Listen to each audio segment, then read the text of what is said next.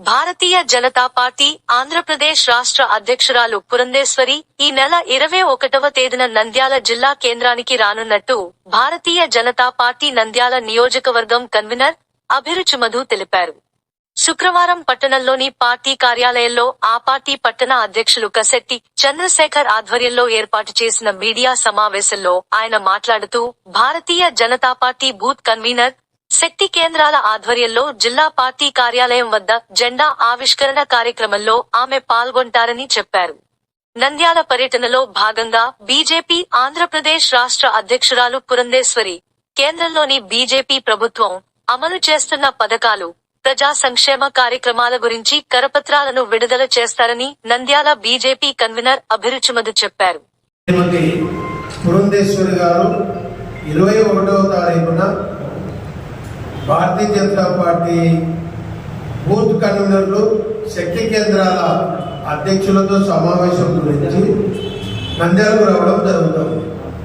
ఈ సమావేశం సందర్భంగా పార్టీ కార్యాలయం వద్ద పార్టీ కార్యక్రమాల్లో భాగంగా జెండా ఆవిష్కరణ కార్యక్రమంతో మొదలయ్యి ఇక్కడ వాల్ రైటింగ్ అనేది కూడా రాష్ట్ర వ్యాప్తంగా పార్టీ నిర్వహిస్తున్న కార్యక్రమాల్లో భాగంగా వాల్ రైటింగ్ కార్యక్రమం అనేది ఒకటి ఏర్పాటు చేస్తూ ఆ కార్యక్రమం కూడా ఇక్కడి నుంచి మొదలు పెట్టడం జరుగుతుంది.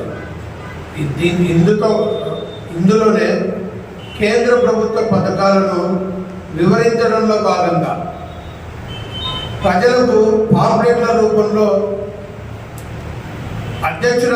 అధ్యక్షురాలు గారి చేతి మీదుగా పాంప్లెట్ల పంపిణీ కార్యక్రమం మొదలవుతుంది. తర్వాత ఇక్కడి నుంచి